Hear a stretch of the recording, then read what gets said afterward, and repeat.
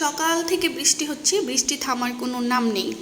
কখন থেকে রেডি হয়ে বসে আছি কিন্তু বৃষ্টির জন্য বাইরে বের হতে পারছি না। এইদিকে আমার স্বামী আমার জন্য ওয়েট করতেছে আমি কখন বের হব আর সে আমাকে নিয়ে একটু ঘুরবে।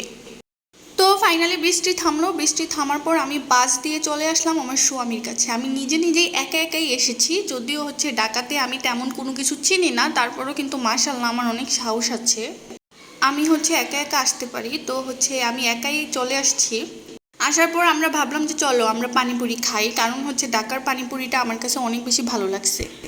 এখানে একটা বিষয় ওনারা যে হাত দিয়ে টাকা রাখে এবং টাকা ভাঙতি দেয়, ওই হাত দিয়ে ফুচকা বানিয়ে দেয়, হাতটা আর ক্লিন করে না।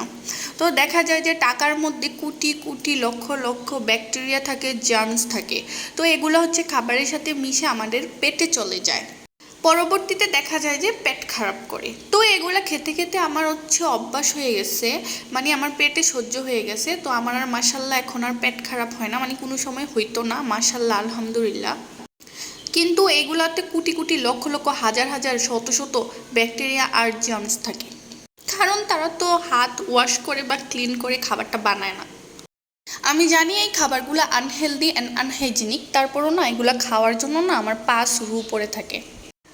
যতই আনহেলদি হোক আমার খাইতেই হবে, রাস্তাঘাটে দেখলে আমার খাইতেই হবে। তো যাই হোক, আমরা নিউ মার্কেট ঢুকলাম। ঢোকার পরে দেখলাম এত এত কালেকশন, এত এত জিনিস, কোনটা রেখে কোনটা কিনবো। তারপর আমি আমার স্বামীকে বললাম যেদিন কোটিপতি হতে পারবো সেদিনই সব জিনিস একসাথে কিনে নিয়ে যাব, এখন কোনো কিছুই কিনবো না। কারণ আমি তো আগেই বলেছি যে এই জিনিস আমার প্রয়োজন নাই ওইটা আমি কখনোই কিনি না। যে জিনিস প্রয়োজন নাই সেই জিনিস কেনা হলো বিলাসিতা করা। সো বিলাসিতা করার মতো এবিলিটি আমার এখনো হয় নাই, যখন হবে তখন ইনশাল্লাহ বিলাসিতা করব। তো যাই হোক, নিউ মার্কেট ঘুরতে ঘুরতে না আমার শরীর একদম খারাপ হয়ে গেছে, অসুস্থ হয়ে গেছি আমি। তারপর আমার স্বামী বলল চলো আমরা লাঞ্চ করি। আমি বললাম আমার এখন ইচ্ছে করতেছে বাসায় যেতে, আমার পুরাই শরীর একদম খারাপ হয়ে গেছে, বাসায় গিয়ে রেস্ট করতে পারলে একটু ভালো লাগতো। এই জিনিসটাই হয়, এখন আমার বাসা থেকে বের হইলেই আমি অসুস্থ হয়ে যাই। আর এই যে দেখুন বর্ডার গার্ড বাংলাদেশ, এইখানেই আমার প্রিয় স্বামী জব করে। তারপর আমার স্বামীকে বললাম স্বামী এখানে তুমি আমাকে কবে নিয়ে আসবা? বললো ওয়েট করো, আমি তোমাকে বেরিসন এখানে নিয়ে আসবো। আর এই যে দেখুন কাচ্চি ভাবি, এই প্রথম দেখলাম কাচ্চি ভাবি। হ্যাঁ guys, for the first time আমি দেখলাম কাচ্চি ভাবি। এখানে কে কে গিয়েছেন এবং খাবার কেমন অবশ্যই কিন্তু কমেন্ট করে জানাবেন। আমার ইচ্ছা ছিল কাচ্চি ভাবিতে যাওয়ার। তারপর আমার স্বামী আমাকে বললো যে চলো সুলতানস ডাইনে যাই, ওইখানে চিকেন দম বিরিয়ানি পাওয়া যায়। তো আমরা সুলতানস ডাইনে আসলাম, আইসা দেখলাম এত বেশি ভিড়, বসার কোনো জায়গাই ছিল না। আমরা অনেকক্ষণ ওয়েট করার পর একটা বসার জায়গা পাইছি, তাও আবার আরেকজনের সাথে শেয়ার করে। এত বেশি ভিড় ছিল, লাঞ্চ টাইম ছিল, তো ওই টাইমে তো অনেক বেশি ভিড় থাকে, আমরা সবাই জানি।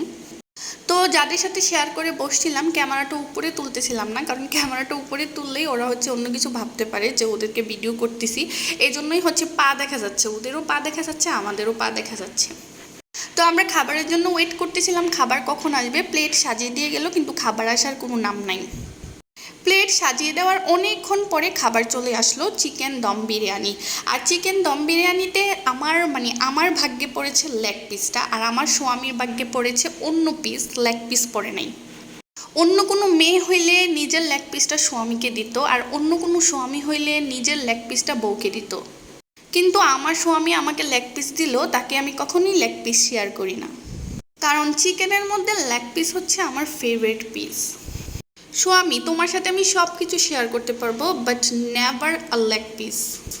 তো চিকেন দম বিরিয়ানিটা কিন্তু অনেক বেশি মজা ছিল। আর সুলতানস ডাইনের খাবার নিয়ে আপনাদেরকে আর কি বলবো, এখানকার খাবার তো মজা হয় আমরা সবাই জানি। তারপর চলে আসলাম চা খাওয়ার জন্য একটা টঙের দোকানে, কারণ বাহিরে বের হলে আমার চা না খেলে চলেই না। তো চা খাওয়ার জন্য চলে আসলাম। তো এখানে খাঁটি গরুর খাঁটি দুধ দিয়ে বানানো হয় দুধ চা। আর আমার রং চার চেয়ে দুধ চাটাই বেশি ভালো লাগে, কড়া দুধ চা, বেশি করে দুধ দিয়ে আর বেশি করে চা পাতা দিয়ে।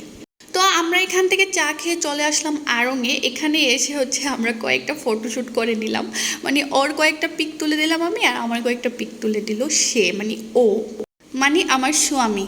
তারপর এখানে বসে দেখলাম যে একটা কিউট বিড়াল, এটা আমাকে দেখে আমার কাছে আসতেছিল, এটা পোষা বিড়াল হবে।